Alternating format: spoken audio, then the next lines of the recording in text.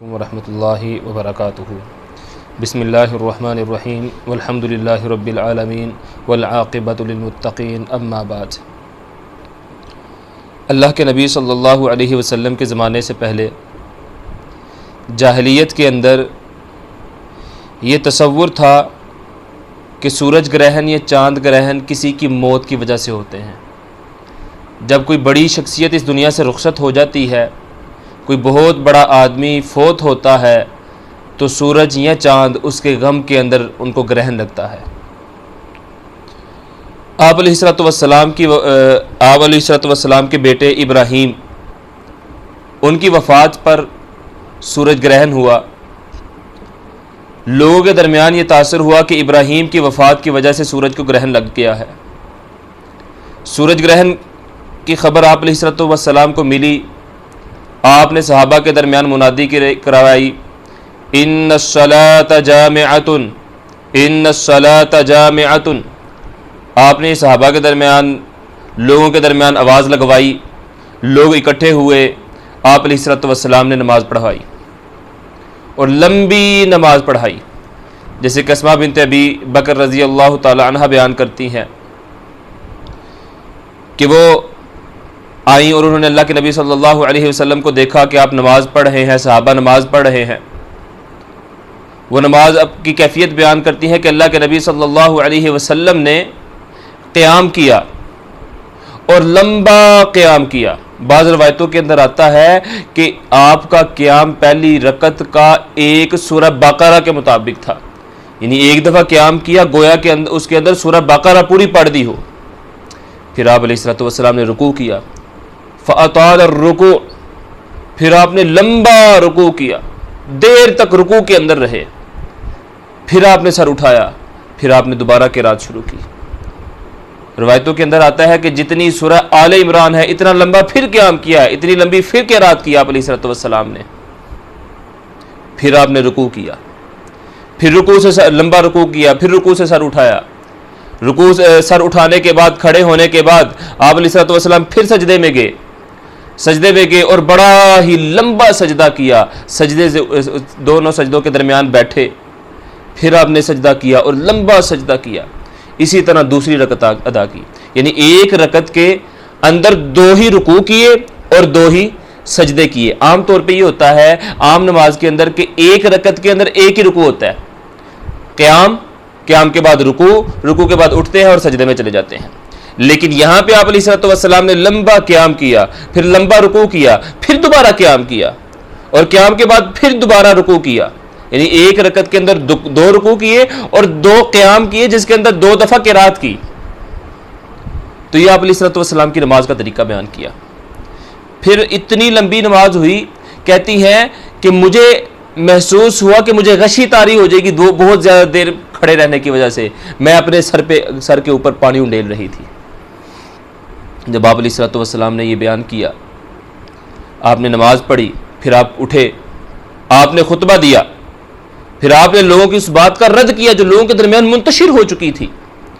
آپ علیہ السلام نے فرمایا ان الشمس والقمر آیتان من آیات اللہ، کہ سورج اور چاند اللہ کی آیتوں میں سے دو آیتیں ہیں، اللہ کی دو نشانیوں میں سے نشانیاں ہیں، اور انہیں کسی کی موت یا کسی کی زندگی کی وجہ سے گرہن نہیں لگتا، بلکہ اللہ رب العزت اپنی نشانیاں دکھاتے ہیں۔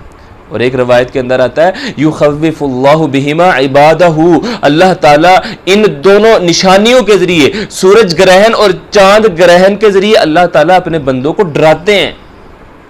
اللہ رب العزت اس کے ذریعے اپنے بندوں کو خبردار کرتے ہیں۔ ہمارے معاشرے میں بڑا عجیب سا ٹرینڈ بن جاتا ہے، سورج گرہن لگا ہے، چاند گرہن لگا ہے، لوگ انجوائے کر رہے ہیں۔ بھئی یہ انجوائے کرنے والا وقت نہیں ہے۔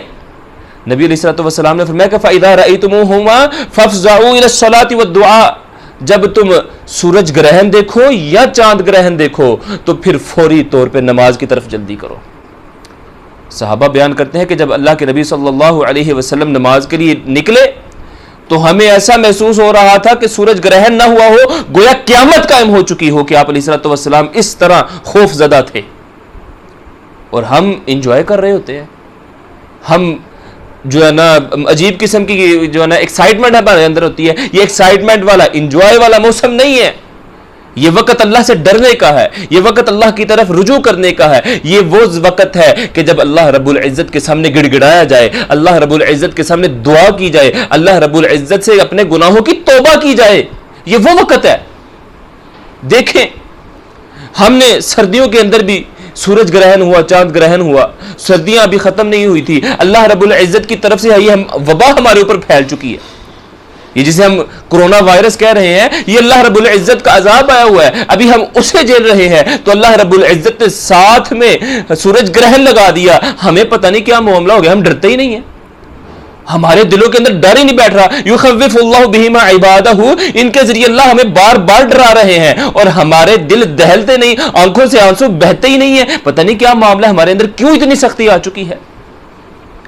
صحابہ بیان کرتے ہیں جب اللہ کے نبی نماز کے لیے جا رہے تھے، آپ کی چادر کندھے سے نیچے گری اور آپ نے جلدی کی وجہ سے اس چادر کو اٹھایا ہی نہیں ہے، وہ گھسٹتی چلی جا رہی ہے، جا کے نماز پڑھنی ہے۔ تو یہ نماز پڑھنے کا وقت ہے، جب نماز یہ سورج گرہن لگے، چاند گرہن لگے، نماز کی طرف جلدی کرو۔ اللہ کے نبی صلی اللہ علیہ وسلم نے نماز پڑھائی اور سواد دعا کروائی، نماز پڑھیں، دعا کریں۔ بعض روایتوں کے اندر وَكَبِّرُوا، اللہ کی کبریائی بیان کرو کہ اللہ اکبر، اللہ بہت بڑا ہے، اللہ سب سے بڑا ہے، اللہ رب العزت ہمیں ڈرا رہے ہیں، اللہ ہمارے اوپر قادر ہے، ہم اللہ سے معافی مانگتے ہیں، اللہ کی طرف رجوع کرتے ہیں، اللہ کی تکبیرات بیان کرو، فضاؤں کو اللہ اکبر سے بلند کر دو، ہوا کو، ماحول کو، اپنی زبان کو اللہ رب العزت کے ذکر سے معطر کر دو، فاذکروا اللہ کا ذکر کرو، نماز پڑھو، اور ایک روایت کے اندر آتا ہے وتصدقوا، اور صدقہ بھی کرو۔ یہ اللہ رب العزت کا معاملہ، اللہ رب العزت ہمیں ڈرا رہے ہیں، ہمیں چاہیے کہ ہم ڈریں نہ، کہ ہم ایکسائٹمنٹ ہمارے اندر آ جائے، نہ ہم انجوائے کر رہے ہیں۔ لوگ اس کو منانے کے لیے نکل جاتے ہیں کھلے میدانوں کے اندر کہ جی سورج گرہن لگ رہا ہے، چاند گرہن لگ رہا ہے، اس کو منانے کے لیے بڑی بڑی جناب کھلی فضاؤں کے اندر چلے جاتے ہیں، جا کے انجوائے کرتے ہیں۔ نہیں میرے بھائیو، یہاں پہ جو کرنے والے کام یہ ہے کہ وہ سب سے پہلے یہ ہے کہ نماز ادا کی جائے۔ آپ کے علاقے کے اندر، آپ جس جگہ پہ رہتے ہیں وہاں مسجد کے اندر جہاں پہ بھی یہ صلاۃ الکسوف کا اگر انتظام ہے تو وہاں پہ ضرور پہنچنے کی کوشش کریں، اگر نہیں ہے تو کم از کم گھر میں ہی پڑھ لیں لمبی نماز۔ صحابہ کہتے ہیں کہ جیسے ہی سورج گرہن ہوا، اللہ کے نبی صلی اللہ علیہ وسلم نے نماز شروع کی، اور جب آپ نے نماز پڑھی تو سورج گرہن ختم ہو چکا تھا۔ یہ آج پتہ چلا کہ 9 بج کے تقریباً 51 پہ اس نے شروع ہونا ہے اور 1:15 تک، یعنی اندازہ لگائیں کہ اگر یہی اللہ کے نبی صلی اللہ علیہ وسلم کے دور میں ہوگا تو یہ سارے 4-5 گھنٹے جو ہیں یہ نماز کے اندر صرف ہوں گے۔ تو اس وقت کے اندر نماز پڑھنی ہے، اللہ کا ذکر ادا کرنا ہے، اللہ کی کبریائی بیان کرنی ہے، اللہ رب العزت سے ڈرنا ہے، اپنے گناہوں کی معافی مانگنی ہے اور صدقہ و خیرات کرنا ہے۔ یہ ان سارے معاملات والا وقت ہے۔ اللہ تعالیٰ مجھے بھی اور آپ لوگوں کو بھی عمل کی توفیق عطا فرمائے۔ وما علی الا البلاغ۔ السلام علیکم ورحمۃ اللہ وبرکاتہ۔